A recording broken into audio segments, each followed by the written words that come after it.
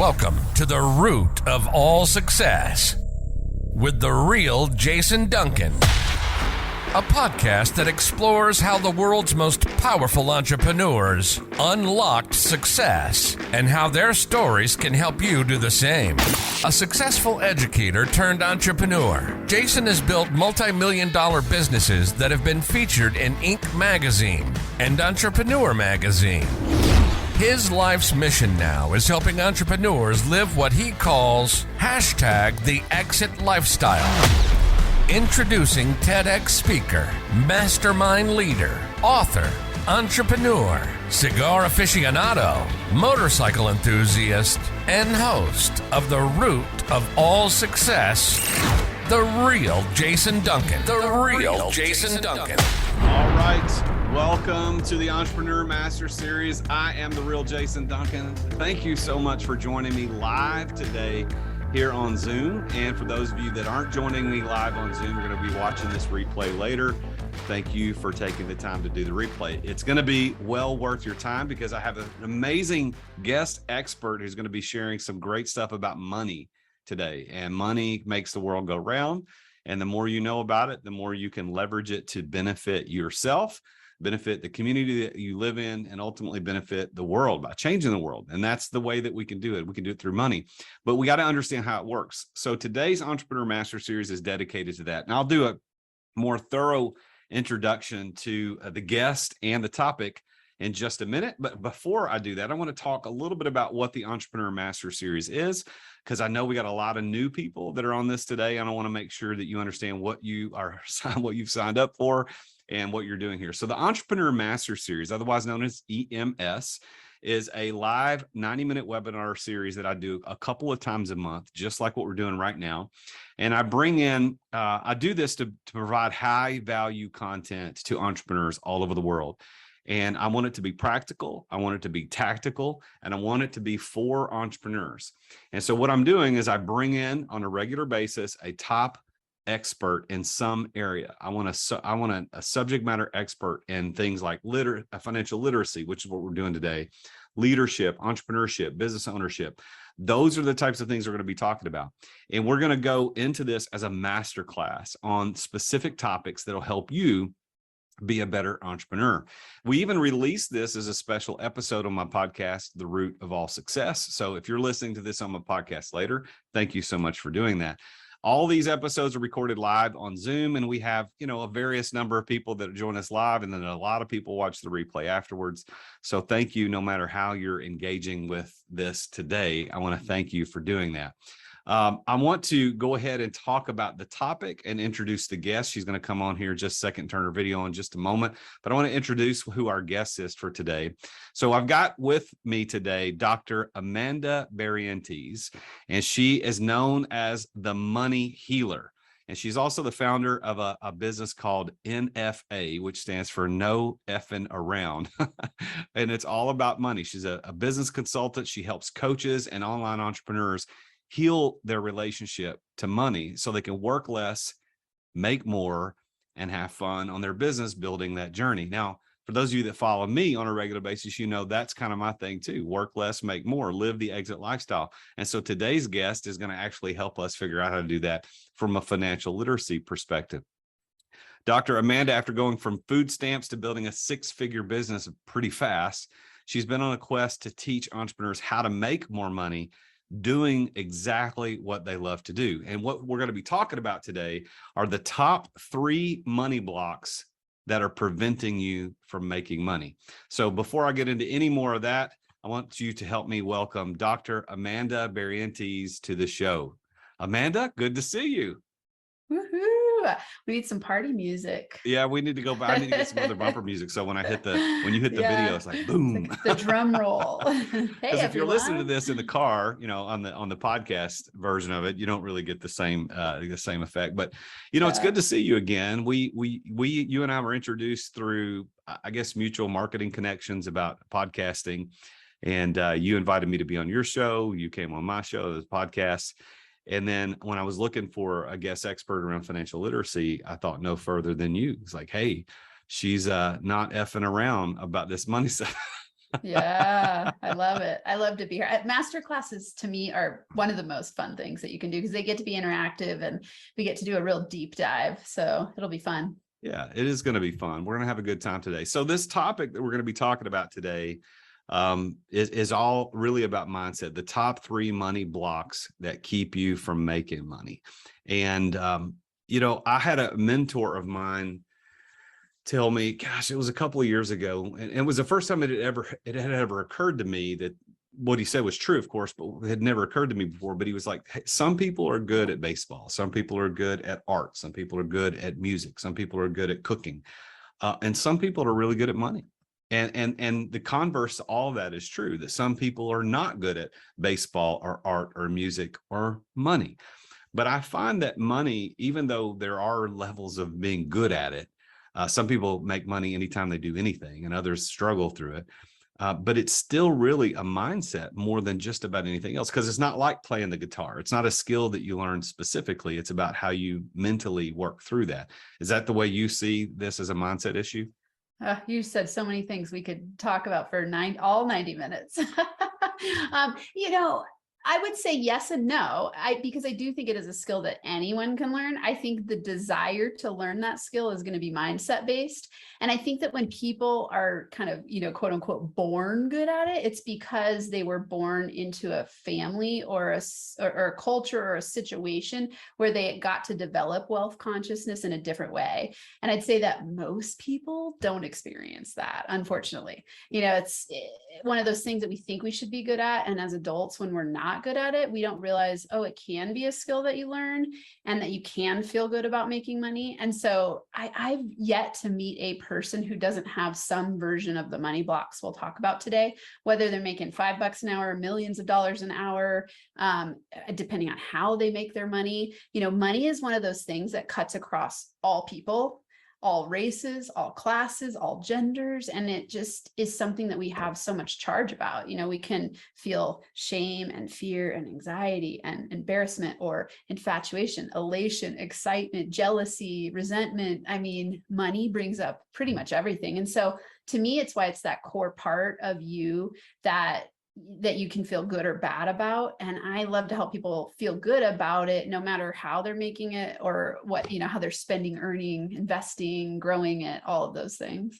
This show is really about being very practical and tactical, getting into the topic, and we're going to definitely do that. But I want to take just a couple of minutes here at the beginning to give our listeners, people that are participating in this live and the folks who are listening to it after the fact, just a snippet of your story, because we told your story and you talked a lot about your story on my podcast. So I would encourage people to go back, go to therootofallsuccess.com, scroll down, find where Dr. Amanda Barrientez was on the show. And we did a whole hour or so show on her story, how she went from food stamps to building this amazing 6-figure business where she's helping entrepreneurs all over the world do their money better.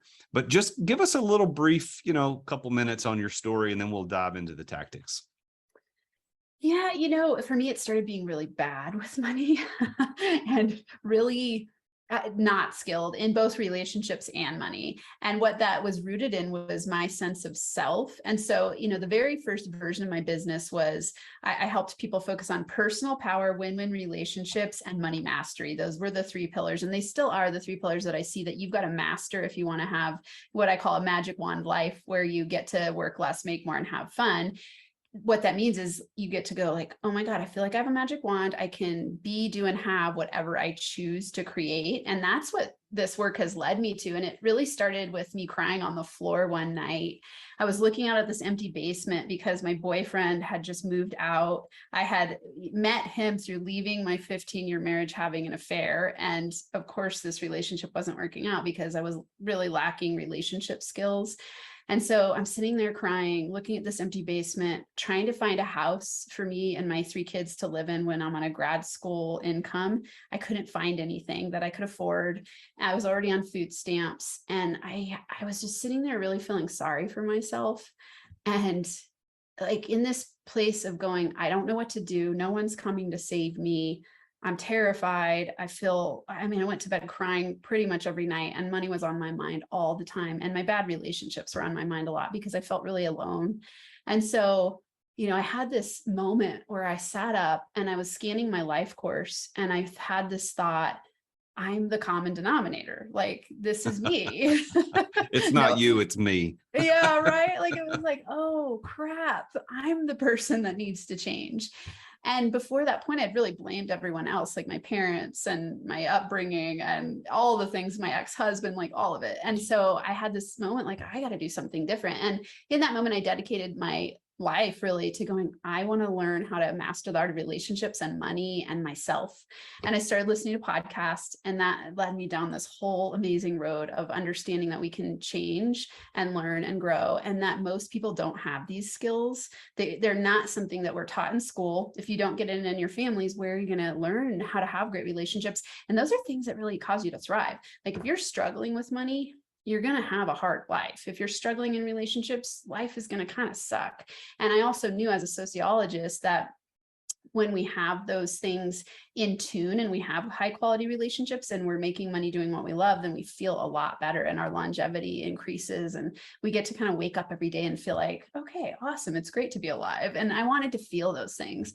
And so as I started implementing what I was learning, everything started to change, and I decided I want to teach the world these skills that I'm learning. And so I took the leap into becoming a coach, and I went 6 figures in that first year. Wow. So isn't it interesting that, like, most people who are really good at some sort of life skill usually sucked at it at the beginning? Like, they were really, really bad. So if there's a relationship coach, it's probably because they had terrible relationships. If there's a, like you're talking about money now, I mean, you're really bad at it before. Why do you think most people are bad with money? Is there a general reason for that, or what do you think? Absolutely. I think that it has to do, and this isn't to blame our parents, it's just to recognize where the issues come from. When we're born, we have from ages 0 to 7, we're like sponges who absorb everything, and it gets stored in our subconscious. And we have no filtration system or no way to go, oh, I choose to believe that and not this. And so we just take in everything that we're learning. And, so we're learning through seeing people, movies and preachers and teachers and siblings and anyone who's hanging out in our surroundings. We're just absorbing everything we're learning. And so that is what gets stored. That is what starts to create our money beliefs. And so if you were born into a house, let's say they talked about money in really powerful ways, and they had high financial literacy and, like FQ that was stellar, and they felt really good about it. And you watched the people making money doing what they enjoyed, and there wasn't stress around it. And, it's kind of like this picture perfect money utopia, then you're going to have really high wealth consciousness automatically, because those are the beliefs that will have gotten embedded into your belief system. Most of us don't have that. Most children watch families struggle, stress, fight. It's one of the top things that families fight about. And it's one of the highest, one of the biggest reasons people get divorced, and it causes a lot of stress. And so most kids get these, I call them money OS, money operating system downloads, where they start to believe things that aren't actually true, but they just take it as truth. And then when we take something as truth in our subconscious, we will look to our surroundings and recreate that story over and over again. And so it reinforces the belief. And it's like neural wiring in your brain that gets embedded with deeper and deeper paths of neural wiring. And so you've got to actually start to get conscious to change those money beliefs. So you use that word conscious again, and you said it earlier, you said wealth consciousness. I actually wrote that down. I'm taking notes, and I would encourage all the listeners to do the same thing. I want to get into that deeper, but before we do, I want to set a couple of things up. So for the listeners out there, you can participate in this. So there is a question and a bubble in your Zoom if you're on a computer. Now, if you're on a phone, it's a little harder to do that, but you still can do it. But go to the Q&A bubble, and that will pop up. Then it'll let you ask a question. Both Amanda and I will see those questions, and we can answer them live here. You don't have to come on camera. You're not coming on the microphone. You just type your question in, and we'll try to answer that. And you can do that at any time throughout the show today. Leave that. Plus, if you want to get into the chat, just make sure you're on the everyone. You can do chat to everybody. If you got a comment you want to just send to the two of us, you can do hosts and panelists and send us a chat. In our last EMS that we did, I did it last month. I usually do 2 a month. This is the only one I'm doing this month because of summer schedules and whatnot. But we had a very active chat room, and people were it was a lot of fun to watch it happen. So feel free to chat. And just if you got questions, put them in there. So let's look at this. So today, Amanda, we're going to be talking about these top 3 money blocks. And what I heard you say in all of that really is what this boils down to, is that we've got bad money stories. Like our story, the story we believe about money that we were taught by our parents, our churches, our schools. For the most part, most of us, I'd say 99% of us have a bad story about what money is. I know that I had one.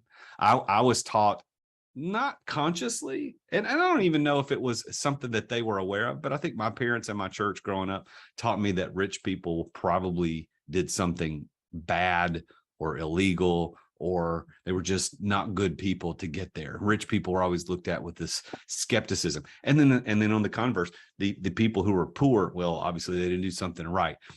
And that now I know is not true. Like that is not true at all. But that is a story that was ingrained. That money, I love how you said the money OS, money operating system. That was the operating system that was that I got growing up. So when somebody says the chat's disabled, all right, let me enable that while Amanda's answering that question. So tell us about a little bit about the whole idea behind a money story. Yeah. Yes. Great questions. And let's talk about that and what money blocks mean, because let's start to pick apart our money story. I think for everybody here who's listening, watching live time or later, you can start to piece together your money story first, just by asking yourself what your first money memory is. And so go back to a time you remember, something that happened with money. It could be something you were watching or experiencing, a movie. It could be something going on with your parents. And just remember, like, what was this thing that happened with money where you started to kind of get consciousness about money? And it could have been, I'll give everyone an example. When I think I was about 5 or 6, and I wrote this up in my money story. I have all of my clients write a full money story. And this is how I came up with the money blocks profile and came up with these top money blocks, because I saw such consistent patterns with people, and breaking down and getting conscious of your money story is what helps you be able to transform it. So in my money story, my first money memory was, I remember it so vividly. I think I was about 5 or 6. And we were out at this dinner with a whole bunch of friends from church. I was raised as a fundamentalist Christian, and there were a whole bunch of people. And I remember like stress about the bill. And I could feel it. And I was really sensitive and very empathic. And I remember being like, people are stressed. What's going on here? And, they were passing the check around, and I didn't know, I was a little kid. I didn't know that, like, when you wrote a check, you had to have money to back up the check. So I said, well, why don't you just write a check? Like, I could tell everyone was stressed, and I wanted to like solve the problem. And I was like, why don't you just write a check? And my mom and dad and everyone at the table laughed at me. Like, they thought it was cute, of course. And I felt just intense shame. And I couldn't have remembered, when I remember this story, it wasn't like I was sitting there going like, I feel ashamed and go under the table. But I remember feeling really embarrassed. My face turned red, and I hid under the table for the rest of the night. And so when I rewrote my money story, how that played out is I have people pick apart and go like, what did that start to have you potentially believe? And just start brainstorming. So for everyone here, think, what was one of the first money memories that I can remember? And what did it have me believe? So for me, what that started to have me believe is don't speak up about money. You're not smart about money. People will laugh at you if you make suggestions that aren't right. And so it this like shame and embarrassment around money, like I'm stupid.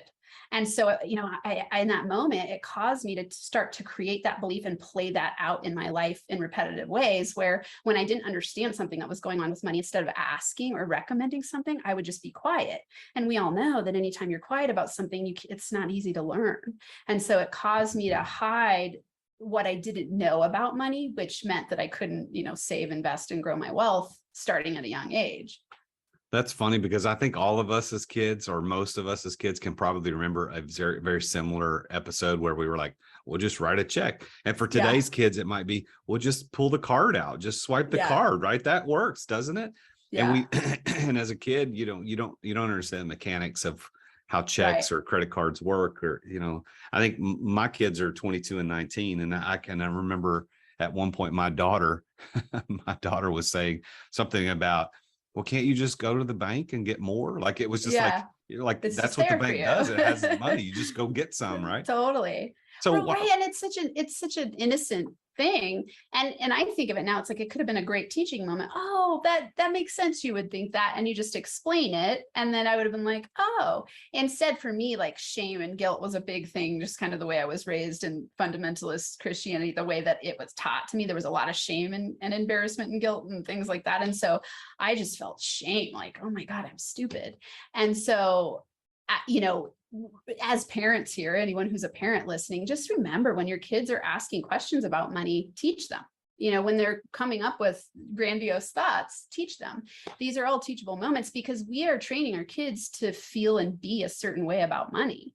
And we can retrain ourselves to feel and be a certain way about money. And so I love to choose to empower beliefs and have people being curious and playful with money, instead of feeling like, oh no, I'm dumb for not knowing this. And I think it's amazing to me how many adults I work with who they don't know how to invest, and they feel bad asking because no one ever taught them, and they feel embarrassed that they don't know. And then we go like, hey, let's teach people how to have their money make money for them in ways that feel fun and aligned. And like, let's raise the consciousness of our money story so that we can rewrite it at any time and choose what we want to create. So one of the things I know that you do is you work and coach entrepreneurs and online business owners to literally rewrite a money story. And I know that you're going to be able to offer people the opportunity to work with you to do that at the end. But what does that mean? Like, are you literally having somebody write down and say, okay, write this and then write that? Is that what you mean by rewriting your story? It's a great question. So I have them write a money story first. So that's going to be like a retrospective, looking back at your history. So you're going to look at all the verbal things that you were directly told, the things you experienced, and what you started to just see and experience and believe about money. And this could be like, my parents would often say money is the root of all evil, like straight out. That was like a direct lesson I got, which caused me to be like, oh no, just like you were saying, people who have a lot of money are somehow bad. It's wrong to have a lot of money. And so, we pick that apart. So we do an actual money story. And then what we start to do is reframe the beliefs through written practices and thinking about, okay, if it means this to me, what do I choose to have it believe? And then there's various ways that we rewrite it. So it could be like a literal rewriting as a version of the practice, but it is also doing things in the world as a practice, because the more that we practice in action these new things, the more that we start to have different opportunities to see things in a different way. So we're always looking for evidence to counter those negative beliefs we have about money and create new neural pathways to reprogram our money mindset in a different way. So an actual rewriting could happen along with new actions that you take to rewrite your money story and rewire your brain. You mentioned neuro programming. NLP is one thing that a lot of people talk about, neuro linguistic programming, and neuroplasticity, how our brains are can be molded to believe or act certain ways. Yeah. And you think about the really negative, really bad stuff, like with cults. Girls who are brought up in a cult where part of the religion is they got to have sex with older men or marry the founder or something nutty. Like my wife watches these crazy shows on television. I don't watch them, but I hear enough about it from the background. I'm like, that's crazy. Why does anybody do that? And it's because they were programmed that way. They were programmed to think a certain way. And for them, it was completely normal. Yeah. It's completely normal to do those, what we would consider to be reprehensible, terrible things, but they were just programmed. Now, that's a really crazy hyperbolic answer or example, but money is the same way, right? We're taught a certain thing about money that, we always hear the people that grew up during the Depression era that they're pack rats and savers. They don't want to spend. They want to keep because their brain was programmed to think, if I spend this, I never get it back. Yeah. Where today's society, our generations, Generation X and millennials and Zs, we don't have that same idea. It's like money is this weird thing. We're not even on the gold standard anymore. So it's just printed money that we can do. It's kind of like writing a check, we just, whatever, you just write the check. So let's get into these blocks, because if we can't make money, if we're having problems with it, there's got to be some blocks. And that's what we're going to talk about today, the top 3 blocks. I'm sure there are more than 3, but how would you introduce this subject to get us into the meat of that? And before you answer that, I want to remind everybody, go to the Q&A bubble to ask your questions. And if you got comments or things, you can put them in the chat. but try not to ask questions in the chat because we might not see the question. Yeah, I'm seeing So the chat area. There are a few coming in. So go to the Q&A and ask your questions. And this is for all the people doing the replay or listening to this on the podcast. This is why you need to be here live, so you can ask questions live. Yes. So Amanda, what do you think? Like, how would you introduce the idea of the money blocks, and then how do we get into I can't wait. First, I want to answer because Denise Richards shared her first money memory. So I just want to share it with everyone so they can start to trigger their thoughts around it. She said, I remember getting in trouble for asking a neighbor for a nickel. You could get a lot for a nickel back then. My mom was embarrassed, ashamed, and got so upset with me. I learned never to ask for or expect much after that. I felt shame for wanting money. So we can all see how powerful that is. Thank you for sharing, Denise. You know, it's wild to think how impactful one look, one comment, one experience can be, and how that moment can cause you as an adult to not ask for what you want, right? So what happens is we start to create these limiting beliefs around money where we go, oh, it will make my mom unhappy if I ask for money. It then translates into when you're having let's say a coaching consult, and you go, oh, selling is bad because I'm asking people for money. And that's so deeply rooted that then you feel bad charging for what you're worth. You feel bad creating packages and up-leveling your programs. And most people don't know. They have no connection in their brain that, oh, I'm having a hard time selling in my business because of this memory of asking for a nickel when I was a kid. You would not automatically make that connection. And that's why this work is so powerful, because once you clear that out and you start to heal your relationship to money and transform and become aware, you're like, oh, okay, it's almost like excavating. You know, I think of it as like excavating for those memories, and you're going to remove that memory and take it out and look at it for what it really is, so that you don't have to keep recreating that story and reinforcing these money blocks that we'll talk about. So that you know, I want everyone here. Thank you, Denise, for sharing, because it's helpful when people start to understand, like, oh, what did that cause me to believe right now?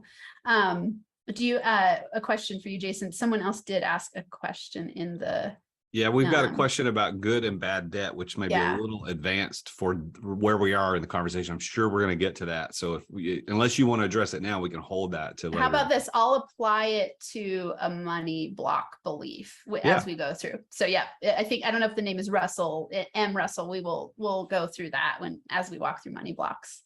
Good. And definitely everyone asks questions. It's really fun to be interactive. I love interaction. It helps everyone experience more when you participate. So don't be afraid to participate.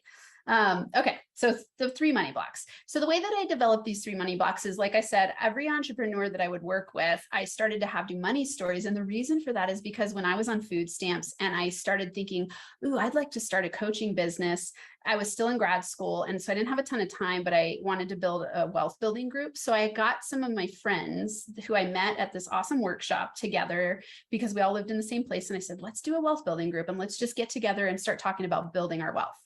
And I was reading avidly, and it was like my highest value. I was like, I've got to learn how to build my wealth. I've got to get off of food stamps. I've got to change my life. And so one of the things that I started to see I was reading several different money books, and I started to see this idea and concept of money stories in a lot of different money books that I was reading. A lot of it was like money mindset books. And so I thought, okay, I'm going to create like a way to write a money story. And so I wrote mine, and it was like 5 or 6 like fully typed pages, like really in depth.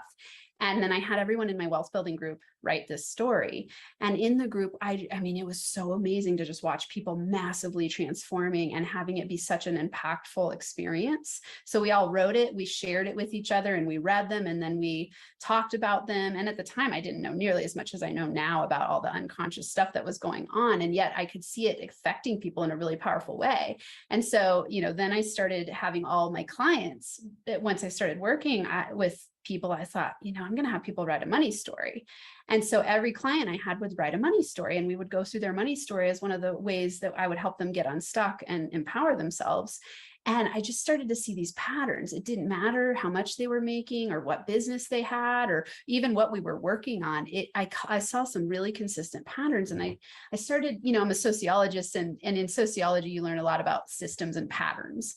And so that's what my PhD is in. And so I started to see these patterns and thinking, okay, well, how can I create a way for people to uncover their unique money block? And so I started to piece them together and write down all the common beliefs that people were having. And what I discovered is that there were 3 that were very common among everybody. And under these 3, I think about them a lot. Like, Bob Proctor talks about paradigms.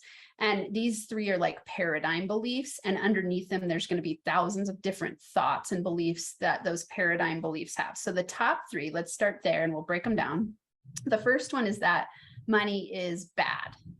So that's going to be one of the overriding money blocks. The second is that money is scarce. And the third is that money causes stress. And so when you have these, let me give examples of each. So the money is bad is often going to come from, I've noticed a pretty big correlation with people who've come from religious backgrounds, where they were told something directly, like I was, like, money is the root of all evil. Or, it might be this thing of like, oh, it's not spiritual to make money. I shouldn't charge for this because it's my God-given gift. Those kinds of things will come up for people who have this belief that money is bad. And it's interesting because even if you don't have a religious background, it might be that you have the belief that if I am wealthy, there's not going to be enough for the other people who are marginalized. So you feel guilty being wealthy because you think that somehow there's not enough to go around, which is also mixed with a money is scarce money block. But we could go, like, money is somehow bad. I might become a greedy jerk if I become too wealthy. What if people think that I'm selfish and I'm doing something wrong? What if you might have the belief I become a crook or a criminal? Like, what if I'm a jerk when I get wealthy? Because you think other people are that way. And so you're projecting your beliefs, and then you will unconsciously create it. And we'll dig into all that even more. But, so we go, money is bad. So you're going to have, if you're an entrepreneur, what's going to happen when you have this belief is that you're going to undercharge and over deliver because you feel guilt and shame around money.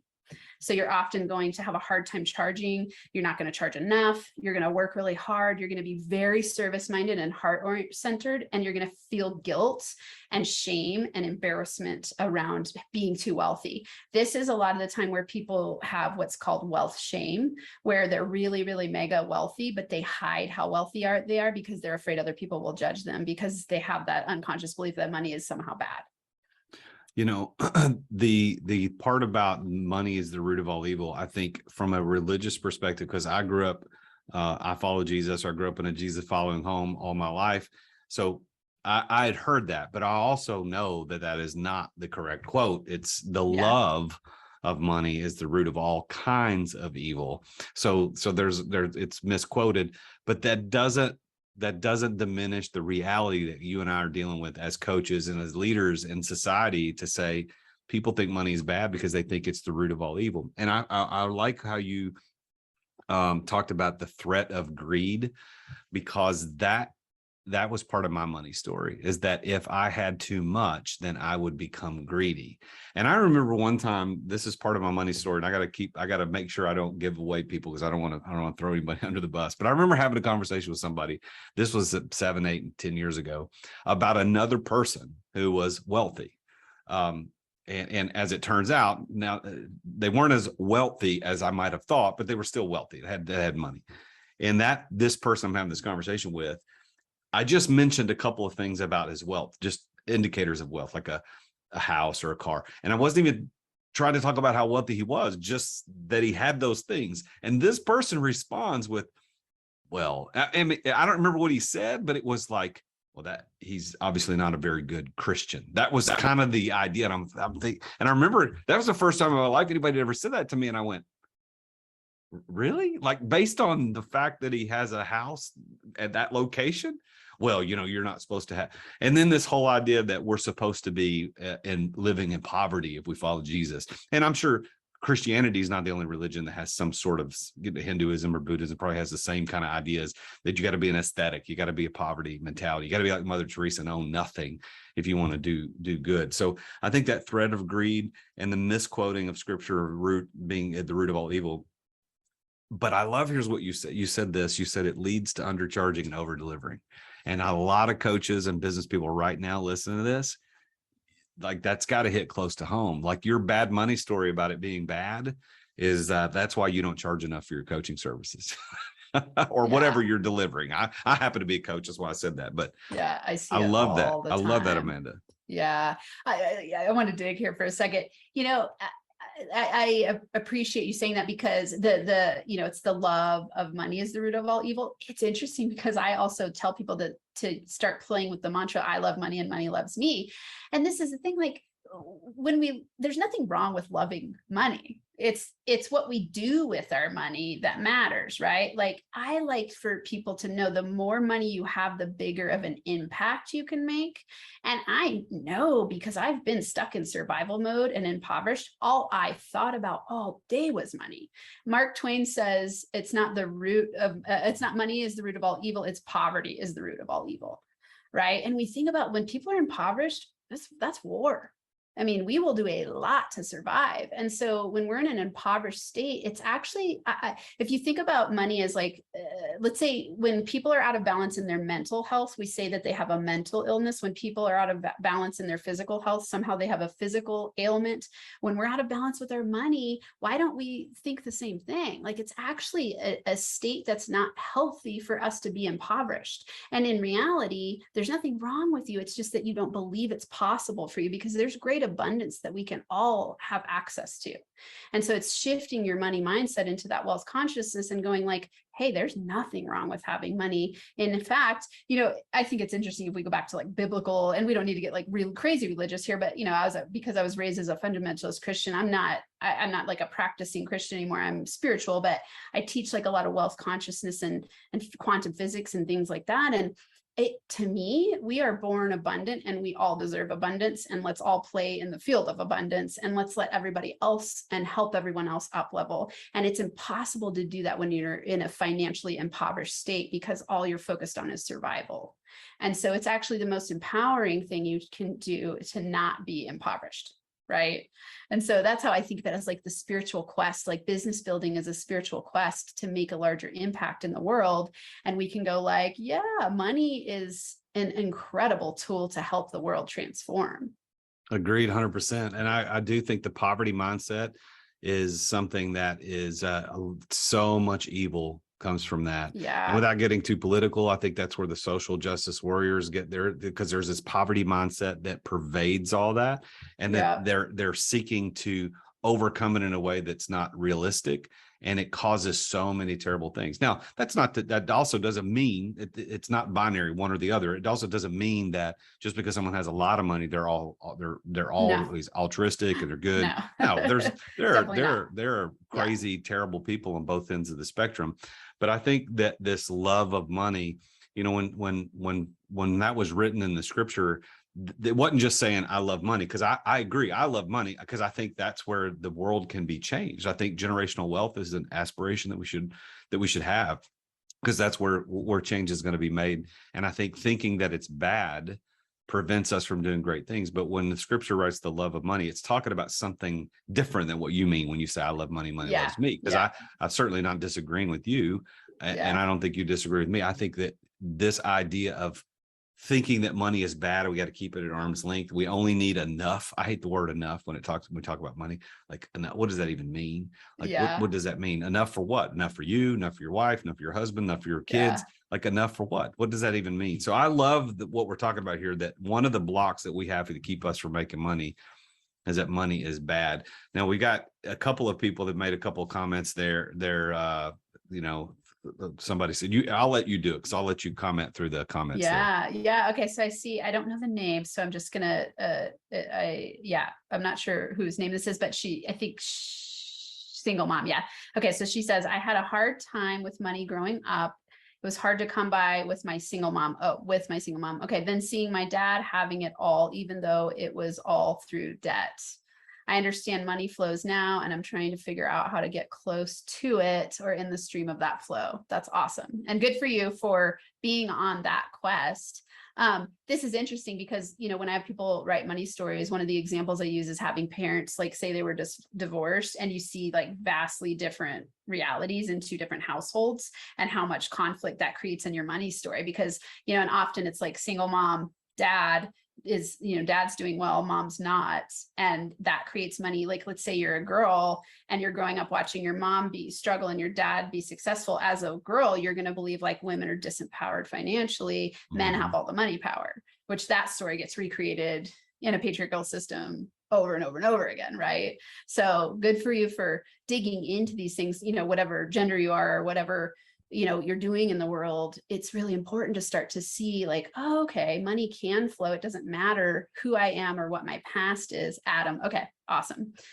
So yeah, for Adam, you know, whatever those money stories started to download into you, start to play with it. And I'm glad that you're playing, you know, I never use the word trying. So you said I understand money flows now, and I'm trying to figure out how to get close to it. So reframe that to I am dedicated to, because when we talk about the word trying, we're struggling and we're recreating the struggle in our minds. So just drop the word trying and instead say, I am dedicated. I'm committed to, I've decided that I'm figuring out how to be a money master, how to get into the flow and the stream, that kind of thing. And then Denise says, right on to target coaches. Woohoo. Denise is an awesome coach. She's amazing, transformational coach.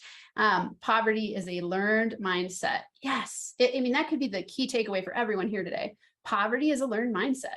Wealth is a learned mindset, and we can all change from wherever we're at right now, which is, I think, incredibly awesome to know. It's good stuff. So you said money is bad is one of our 3 money blocks, the top one, thinking that it's bad. But one before we go into the second one, money is scarce. I want to talk about, and this might be a good segue to move into that, because you said that this particular thing also isn't scarce, is that money is a zero-sum game, meaning if you have it, somebody else doesn't have it. And I actually heard somebody say this at a conference not too long ago.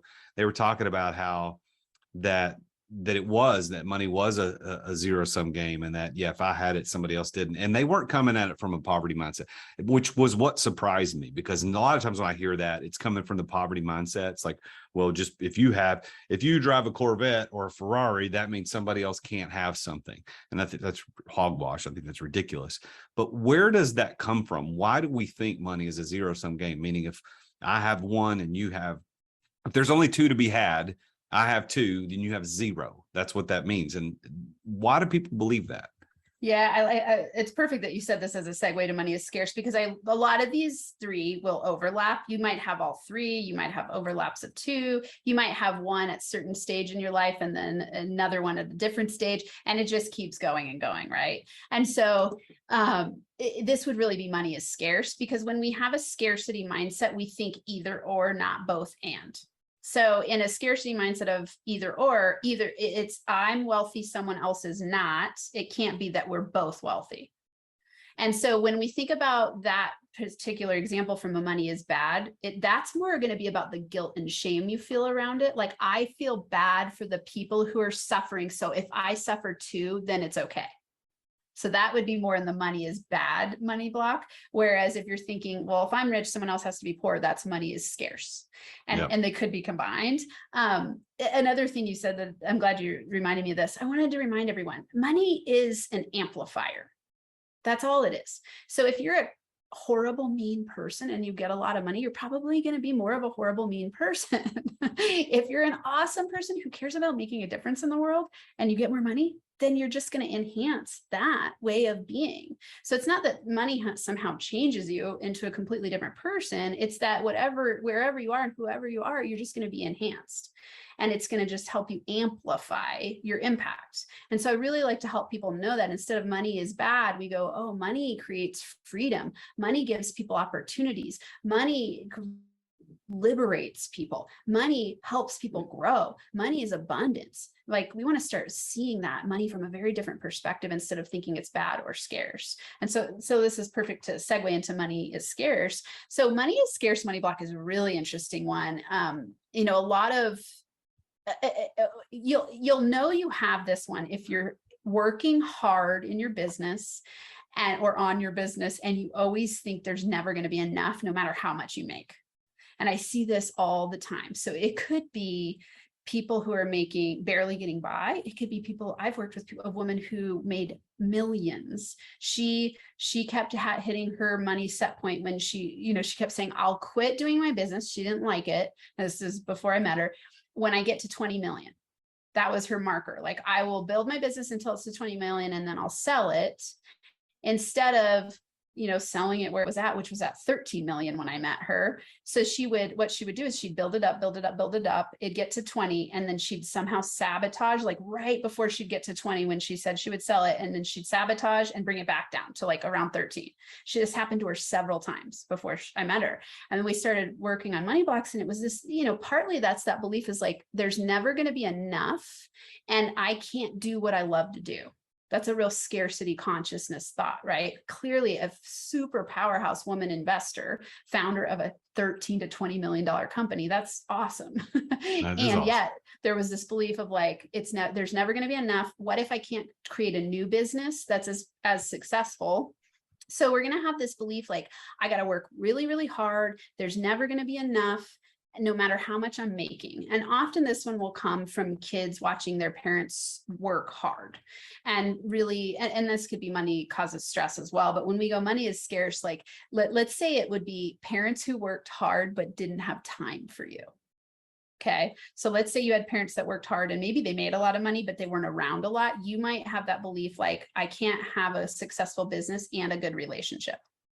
That might play out in your adulthood because of money is scarce. You'll go, okay, well, my parents didn't spend time with me because they were in pursuit of money. And so if I make a lot of money, I'm not going to be able to have a successful business and be a good parent, or I'm not going to be able to have a successful business and have a great relationship. And so, you start to pick those apart and go like, is that true? Or this shows up a lot for entrepreneurs where they're not willing to invest in themselves or their businesses, or buy anything for themselves and celebrate themselves when they're successful. So this one plays out where I see people, entrepreneurs will make these huge leaps in their business, or let's say big or small growth, and they don't ever stop to celebrate themselves. They just keep going. It's like this constant version of stress and overwhelm because they're addicted to that feeling, and they just go like, well, there's never going to be enough. What if it goes away? Next week, I might not make that money, so I can't invest in my business, or I can't buy that new thing that I want to buy, even though I have an abundance of money in the bank. So that is what a lot of people, where the money is scarce, shows up. They just feel this feeling of not enoughness. This is also where imposter syndrome comes in a lot. So I'm not enough. What I create in the world is not enough. And so I've got to work hard to prove that I'm enough. And so it's a real scarcity money block.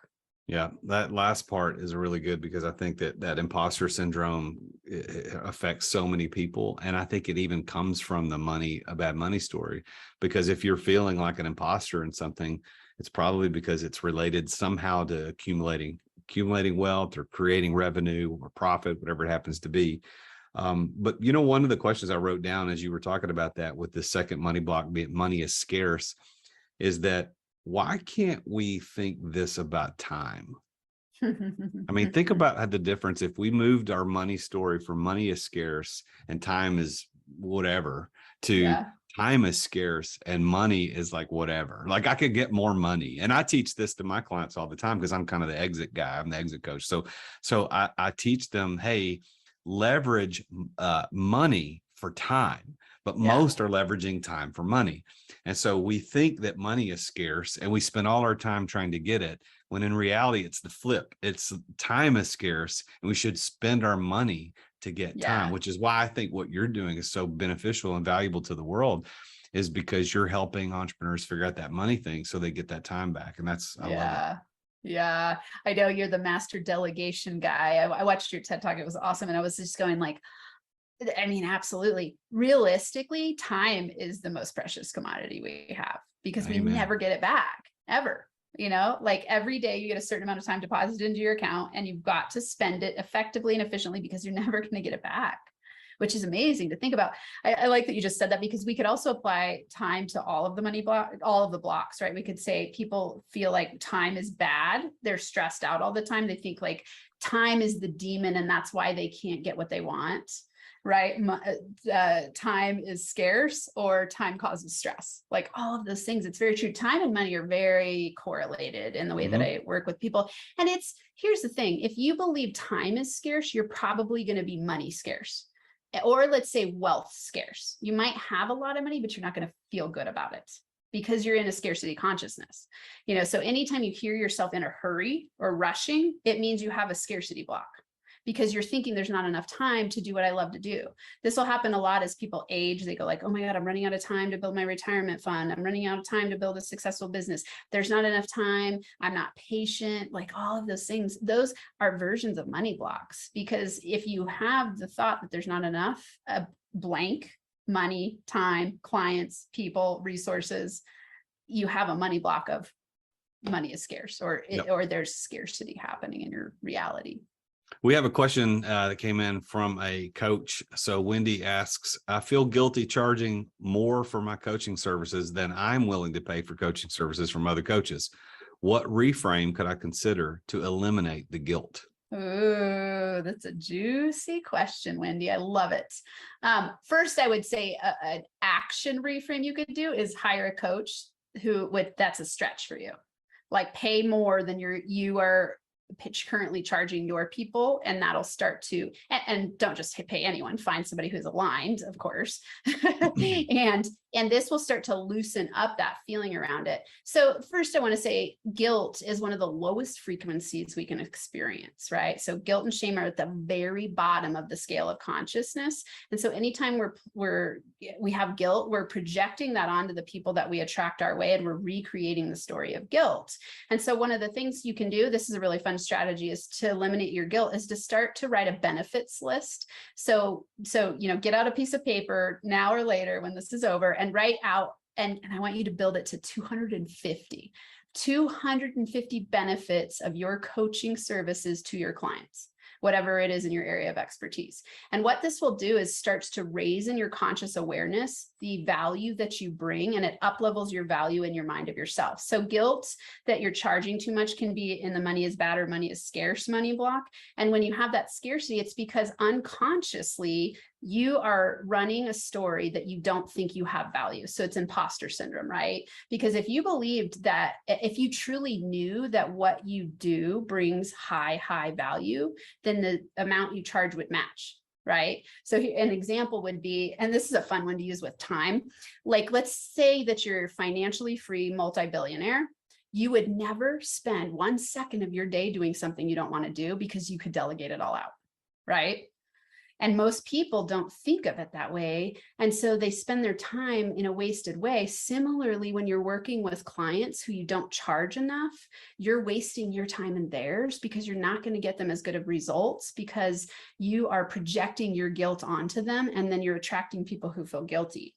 And so you want to start to play with, okay, let's raise the value of my coaching by me understanding the value I bring to them. And then in my conscious awareness, I go like, wow, I'm bringing a lot of value. And what I want you to think about is, instead of charging for time, you're charging for results, right? And I always tell people, you're one thought away from millions of dollars. If I help you in a coaching session have a thought that changes your reality to where you start to up-level your money story, it can make you millions of dollars. I've had it happen with people I've worked with, right? What is that worth? So you want to be thinking like, what is that? What is that worth? How do I put a value on that transformation? And so that's a powerful reframe to start playing with. And let me know in the comments, Wendy, if that is helpful. So write a 250 benefits list to what your services do for your clients. And you won't be able to do this in one sitting. Like, it'll take you a while. I put it on my desktop, and I just keep adding to it. And every time I raise my prices, I do this list again. I go like, okay, what are the benefits now? What are the benefits now? And I do the primary, secondary, and tertiary. And I start to play in my mind with what is all the value that I'm bringing to them. And then when I look at that list and I get on a consult, it's like, hey, I'm bringing you potentially millions of dollars. So I don't feel afraid to charge what I'm worth. that makes, let us know if that makes sense, Wendy. Great answer. And I know that, I'm a coach and you're a coach. I mean, we got lots of coaches on here, and this setting of pricing is something every coach goes through at the beginning. Like, what do I charge? How do I do this? And you're pulling a number out of your rear end or out of the air, however you want to say it. You're just pulling a number out and deciding that's what I'm going to charge. But the reality is you got to charge for the value, or as you said, charge for the results. What are they getting? So, if they're getting tremendous value that's going to improve their life in a great way, then charge requisite to that amount. If what you're doing is helping just move the needle a tiny little bit, we'll charge a tiny little amount. It doesn't matter what anybody else is charging. It doesn't matter what might be perceived as your ability, or your mind as their ability to pay. It's listen, when I started my mastermind, the price point that I put the mastermind at, I honestly had this money block going, nobody's ever going to pay that. And then sure enough, somebody wrote a check and they joined, and then the next person, then the next person, the next person, and more. And it was so much more money than I thought that I could get away with. But I'm adding that value and now that I add up the value, I'm probably undercharging for what I'm doing for everybody, what they're getting. So anyway, Wendy says, she goes on to say, if I raise prices, I feel like I won't get clients. So how do you deal with that? Oh, like another money block. I missed that. Okay. If I raise, but yeah, this is a fear you'll have for sure. So the first thing you want to do is start up leveling your prices every quarter by 10%. Just start with a 10% stretch. I promise you that your clients won't even notice, like they won't even flinch. If you're truly bringing value, and let's start there. Like if you're truly bringing value, when you do a 10% increase every quarter, no one says anything. I'll tell you this, I've done this with so many people, and it's been the coolest thing to see, where they have the exact same fears. They're like, oh my God, what if people leave? Or what if no one pays for it? And they get freaked out, and then they do it anyway, because they're like, okay, I'm going to be NFA about it. I'm going to practice it. And they get more clients, higher level clients, and the clients that they already have never leave, and they pay it, and they go like, they even often will have clients say, I was waiting for you to charge more because you're not charging enough. And so it's you up leveling, and then you reflect to them who they are paying you to be. They're buying your confidence. So when you feel guilty, you're not confident, and that's hard to get clients when you feel guilty, because that's not an attractive frequency. Right? Like under the law of attraction, you want to be attracting what you're being. And so being confident, going like, hey, I know I bring value, and trusting it and playing with it. And just like Jason just said, that first one, he thought like, is anyone going to pay this? And then you get the first one and you're like, holy moly. I had this, the first person I ever sold a program to, I charged a lot. And I was like, like you said, I just kind of pulled it out of my rear end, and I was like, I don't know, I'm just going to charge this amount. And I had this really powerful conversation with her. And at the end, she asked, I said it, she didn't even flinch. And then at the end of the conversation, she said, you need to double your rates. And I was like, really? So I went home and I had a coffee shop consult the next day. And all night I was like, am I really going to double my rates? So we were talking like, it was a lot, and I didn't have any experience yet, and I was like, and so I'm in the conversation with this guy the next day, and we're having this super powerful conversation. He's having breakthroughs in the moment and on the spot, because I didn't have anything typed or written or website or anything. I just said the price, and he didn't flinch, and he paid it. And I was like, oh my God, it blew my mind. And the reason is because he was buying my confidence. I knew I could help him. I gave him the experience of helping him. And to him, that was valuable. Right. And so, Wendy, don't be afraid, bring awesome value, and just start raising your prices by 10%, because your brain won't freak out over 10. Doubling might freak you out. If it doesn't, go for it and see what happens. So I love, you said buying confidence. I think that's a really important thing, because think about it this way as an analogy. So if you had some sort of a mixture, a drink mixture that is good for you, and you are trying to sell this, and you go to someone and you're like, hey, this is great for you, you should drink this. And about the moment they pull it up to their lips, you kind of go, like your face is like, is this going to work or not? Like when you do that, they're not going to drink it, because they look at you and they're reading your body language like, she said this was good for me, but her face is telling me that it ain't good for me. So no, I'm not going to drink it. The same thing, we offer any service, not just coaching service. It could be, you could be selling shoes, and you say, hey, these shoes are $582. And if your face also agrees with that, the words coming out of your mouth, then they're gonna be like, okay, they're worth $582. But if they're $582. Like if your face is going, no, this is not right. It's so with coaching services, the same thing. And now I will say this, and then we'll move on to the third money block.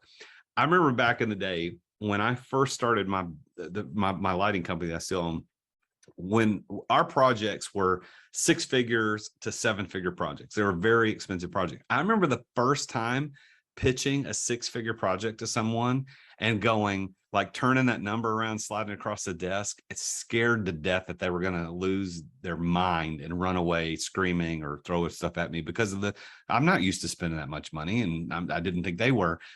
Now I could pitch $100,000 deal, $1 million deal, whatever it is.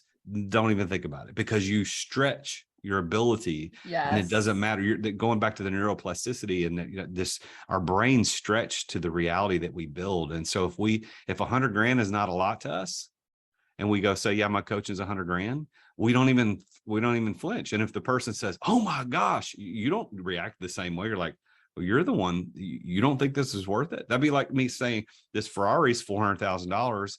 And you going, oh, I can't believe it's more than 20 grand. Well, you obviously are not dealing with reality. Like that's the way we've got to get our brains to. And I love this mindset stuff that we're talking about. Yeah, this is so fun. And, I want Wendy and everyone else here to think about what is something that you used to charge a smaller amount for, and you've already up leveled it, and you now see the stretch zone in your brain where you go like, oh, it makes sense to charge this much now. It's important to keep stretching yourself in the way that you think about money, because you've got to change your money set point. And so if you keep thinking I'm $1,000 coach versus $100,000 coach versus $1 million coach, we want to get you up leveling. And so it just takes these little strategic bumps in your mind to start playing with, what would it feel like to double my rates? And play with it. Like, do it on one consult and just see what happens, right? Like, play with it. Because Wendy, if you don't do it, it's the scarcity mindset. You're like, oh, there's not enough. What if they go away? So just play with it. Yeah, try it, Wendy. I would love to hear how it goes. It's really fun. I know, Wendy. Wendy, you got this. Come on. Yeah. Come on. Yeah. Get it in your brain that you're worth more than what you're charging now. You're going to be all right. So let's talk about the third money block. We got money is bad, money is scarce, and then the third is money causes stress. And I bet you everybody here has experienced stress at some point, and it's probably related to money. So yes. What's this one about? Yeah, definitely. And real quick, so we had some comments come in. Great idea. So I think that was for the benefits list. Yes, that is a good one. And then they love the demonstration over the drink. Awesome. Yeah, Denise says that. That's so true. And then the 10% up level strategy. Yeah. So just start up leveling yourself by 10%. And it's that stretch. Similarly with when you start a savings and investment, do the same thing every quarter and up level it by 10%. And your brain doesn't notice the deficit in your bank account of the 10%. So you just do auto on 10% up level every quarter, and then you'll notice it starts accelerating. You do the same thing with your money mindset. So any 10% stretch doesn't freak you out to the point where your inner being in that imposter syndrome way just goes like, oh, you're full of crap. There's no way that you could charge this much. Okay. So money causes stress. I have a money blocks profile quiz. If anyone wants to take it, moneyblocksprofile.com it's pluralized. So moneyblocksprofile.com. And in that quiz, I have like the stats of everyone who's taken it. And the number one money block for entrepreneurs is money causes stress by far. It's about equal between money is scarce and money is bad. Money causes stress, number one by far. And I think part of that has to do with that entrepreneurship attracts a certain type of person who is in some ways addicted to stress. And so that's why I like to help people learn how to reprogram their money mindset to where they can live by what you and I both love, work less, make more, have fun. And I love when I met you and I looked on your website, I'm like, what? You have work less, make more on your website. And that's like my main NFA money mantra is work less, make more, have fun. And that have fun part is this part we're talking about. Letting go of the stress, learning how to live in your zone of genius so that you can step into what I like to think of as your zone of manifestation, where easier money making can happen. So if everyone here thinks about doing something they absolutely love to do and making money doing it, that is your greatest potential to make the most money in the easiest way, because you have this magnetic force attracting opportunities your way when you're aligned in a place of flow. Stress is the opposite of flow. Right. And so money causes stress is one of those things where it's going to be, you're somewhat addicted to the feeling of stress and you don't really know how to relax. And you think that you got to work hard to make money. So number one belief here is I've got to work hard to make money. And most likely this happened from when you were a kid, watching your parents work really hard, being told, if we think about the conditioning in school, even, right? It's like work hard, get good grades, get a good job so that someday you can retire and do what you want to do. That's like what everyone teaches us, right? Like it's such a backwards story. And so, this one, I want people to start reframing toward, how do I get paid to do what I love and enjoy the process? How do I allow opportunities to come my way instead of forcing in fear and doubt and uncertainty? How do I start to get up every day and do things that are more aligned with delegation? So I always teach people, you've got to drop, automate, or delegate away the things that aren't bringing you joy so that you can make easier money. If you have this money block, the problem here is that if you're unconscious of it, you're going to keep recreating situations where you have to work hard to make money to reinforce the belief that you have to make money. And the way this works is that your RAS, your reticular activating system, tracks your surroundings to prove what you believe to be true. So you will always find evidence for what you believe. Always. Because it's easy to do, right? And everyone here, this is a fun experiment to do. Everyone here, look in your room where you're sitting, if you can. I guess if they're on Zoom live right now, they're not watching, they're not driving. But if you're driving, don't do this. But if you're sitting somewhere where you can do it, I want you to look around your room, track for everything that's red, and keep an account. Like you're going to tell me when you come back everything that's red. So look around the room, what's red, take note of it, pay attention to it, Okay, get at least, 5 things that you can see. Okay, now come back and tell me everything that's green without looking. You don't know because you were looking for everything that's red, right? Yes. And this is how our brain is wired. So if you're looking for if you're unconsciously or consciously believing that money causes stress, you're going to be recreating the belief that I got to work hard to make money. And you're only going to find opportunities where money making is hard. And so you've got to start retraining your brain in a different way.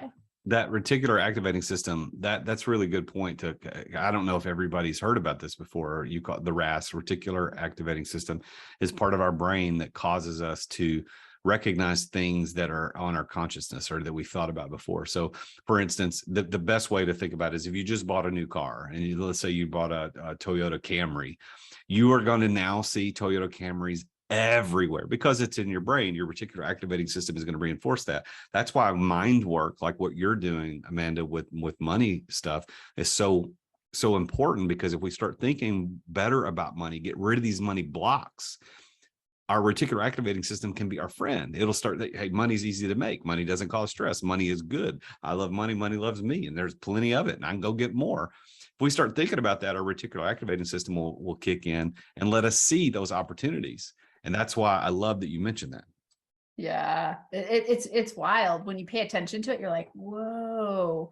And this is why reframes are so powerful, right? So NFA money formula is 3 steps. And I teach this to everyone. It's the core foundation of everything I do in my courses, in my one-on-one, and I train people these simple steps. So recognize is number 1 of the 3-step NFA money formula. You've got to recognize, and we can break this down. Recognize, reframe, repeat to reprogram. So 1, recognize, 2, reframe, 3, repeat to reprogram.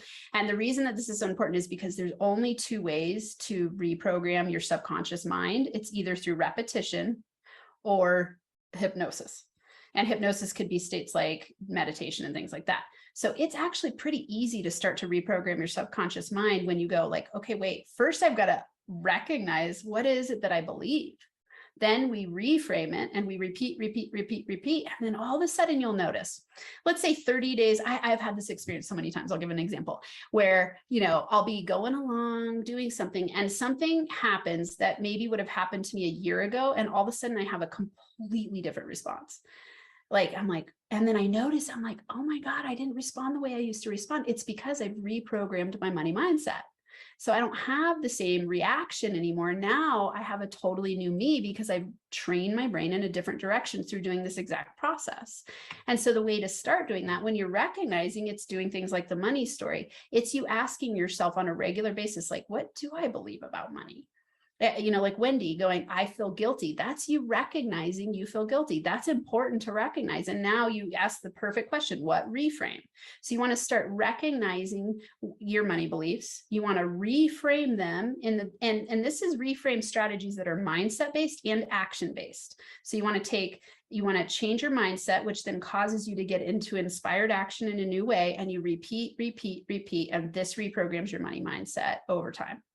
And your success is inevitable if you practice what I'm teaching. It's impossible for you not to succeed.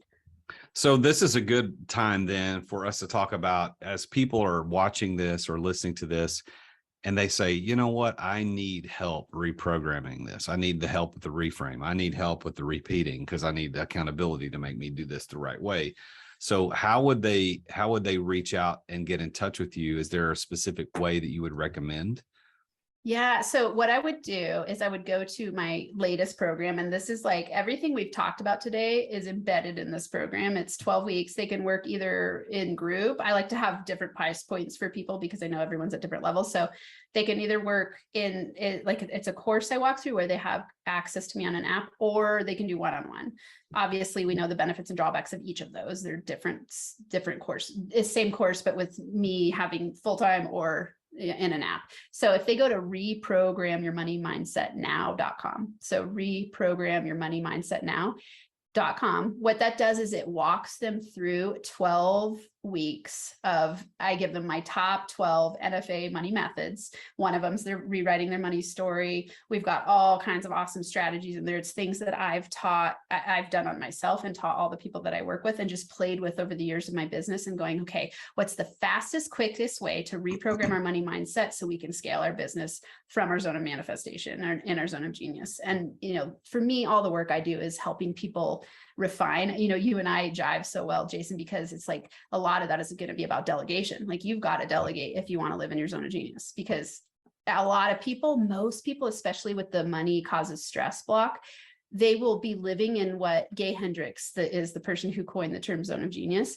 He talks about the zone of excellence. So most people live in their zone of excellence where they are really good at a lot of things. And a lot of entrepreneurs are really good at a lot of things because we're go-getters. We're thinking about solutions. We're coming up with a whole bunch of different ways to do things. And so when you live in your zone of excellence, you don't break through to that next level in your zone of genius where you get to really feel good. And the only way to do that is to start to learn how to know what you love doing and start to drop, automate, or delegate away the things that you don't love doing. And it's a scary thing for people. Like, let's say you have the money causes stress and money is scarce money block operating at the same time. You're going to work really hard. You're going to overdo it. You're going to have some imposter syndrome because you're going to think, like I got to prove myself. And then you're not going to want to delegate because, again, think money is scarce. So you're afraid to spend the money on delegation.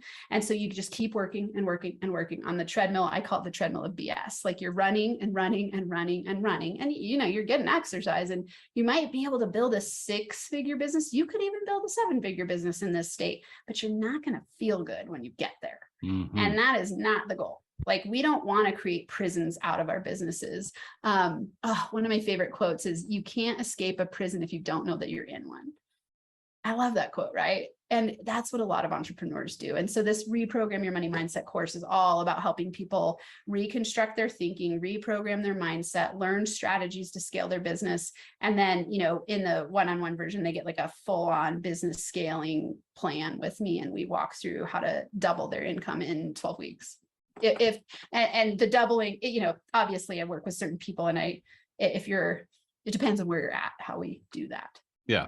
So we're talking with Dr. Amanda Barrientez today about the top 3 money blocks that are keeping you and preventing you from making money. And those are: money is bad, money is scarce, and money causes stress. And so if you are dealing with any of these, which most of us are at some point in our lives, go to reprogramyourmoneymindsetnow.com. That's reprogramyourmoneymindsetnow.com.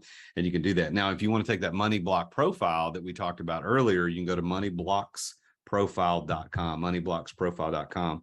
And I would encourage you to work with Dr. Amanda, because she's got this figured out. She's gone from that place of crying, not knowing where money's coming from, to figuring it out, dedicating herself to figuring this out so that you can figuring it out as well. Now I want to go back to, if we can, before we finish up today, the question about debt that was asked really early on in our thing. So the question, if I scroll up to that, it was something about good and bad debt. Yeah, give a description between good and bad debt. Yeah, and I'm glad, because I said I was going to interweave it and then I didn't. So thanks for the reminder. Well, first, let's say good and bad and debt, those words charged all the way around, right? I think a lot of people think of debt as really bad, quote unquote, bad, and they work to eliminate it. The interesting thing that happens when people have that belief is that what they will do is they end up living by be, do, have instead of, or sorry, have, do, be instead of be, do, have. So what they think is like, once I get out of debt, I'll start saving and investing. And then they never get out of debt. So they never start saving and investing. So I think reframing your thoughts around debt is really important, to where we look at what is the difference between good and bad debt.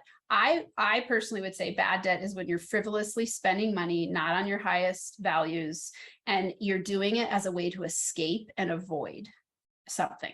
Most people who build up a lot of debt for, let's say frivolous, silly reasons, let's say going and buying a 6 TVs that you don't need, something along those lines. We're just going to use that as an example. That to me is a version of bad debt.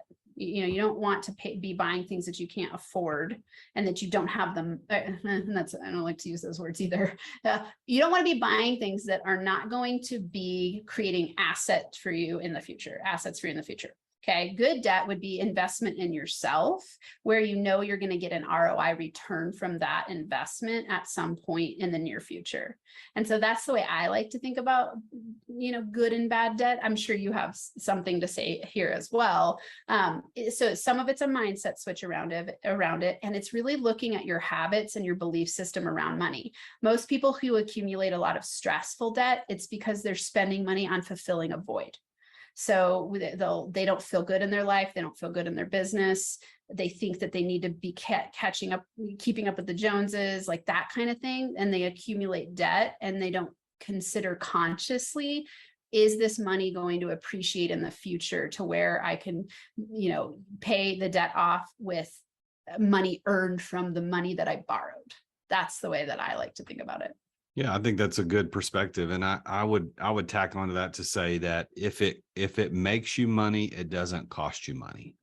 So that's kind of the way you got to think about it, is if you borrow someone else's, you borrow $100,000 from me, I give you that $100,000, and then you are able to make more than what that debt service cost.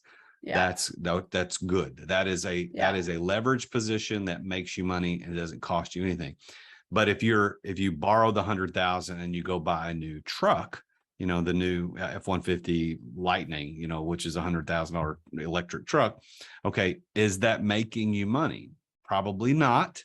So that actually costs you money. So that's bad debt. So the way I look at it is, if it makes you money, it doesn't cost you anything. If it's not making you money, it costs you everything. You got to be very, very careful. And the problem with debt is that we've got other money coaches that have been out there telling us that we should never, ever have debt.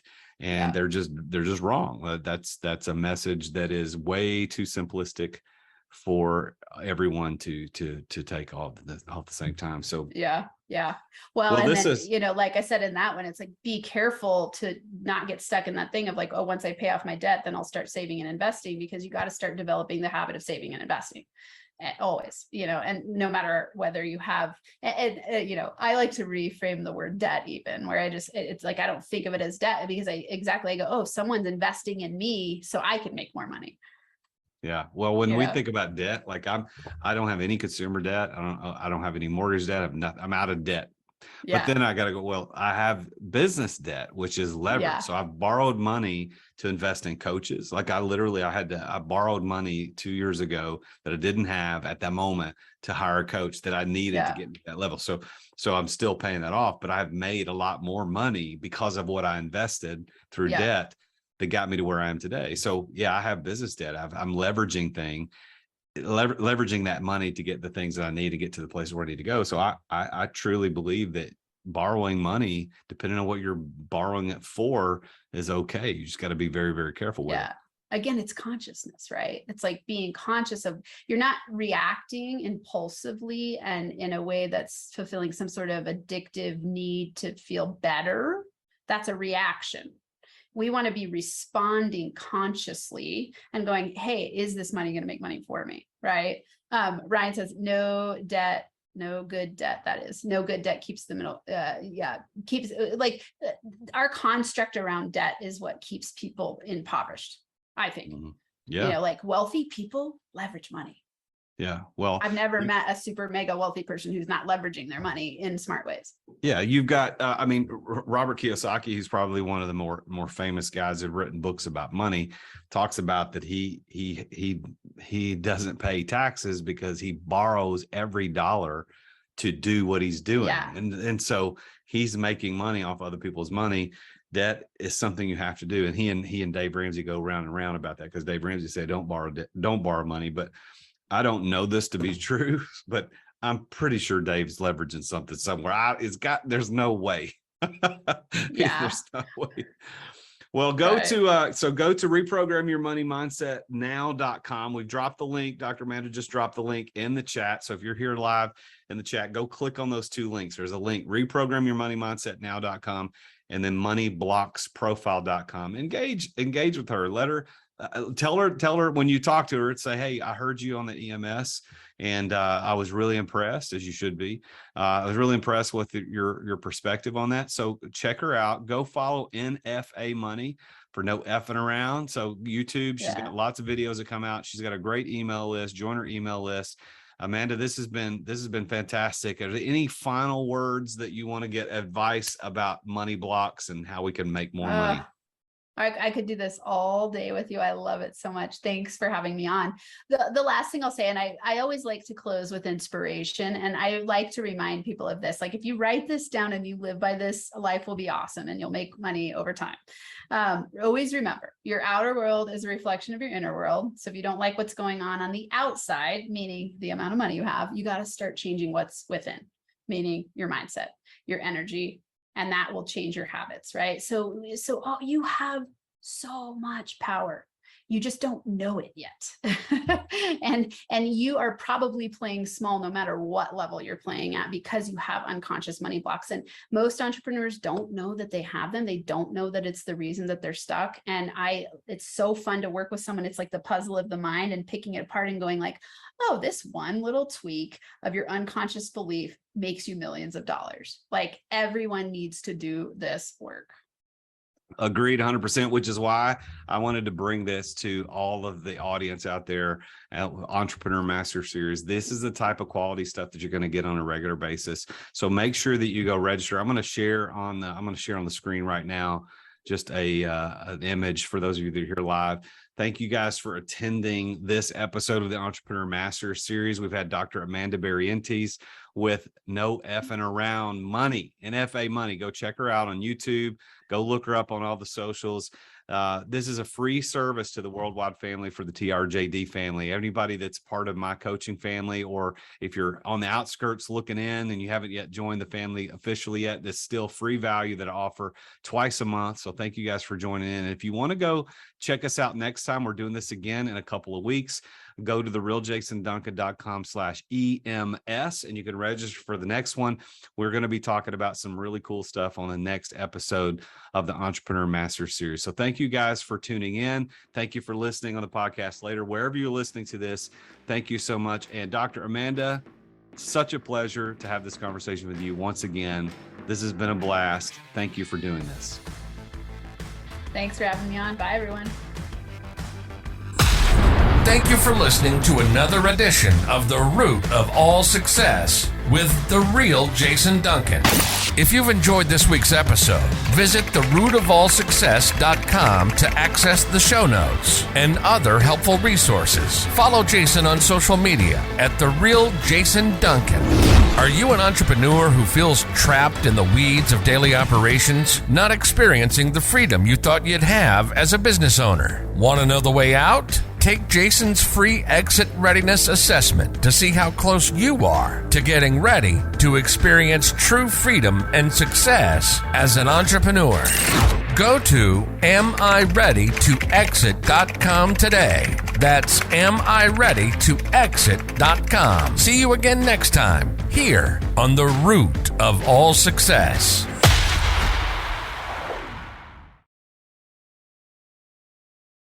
This podcast is a part of the C-Suite Radio Network. For more top business podcasts, visit c-suiteradio.com.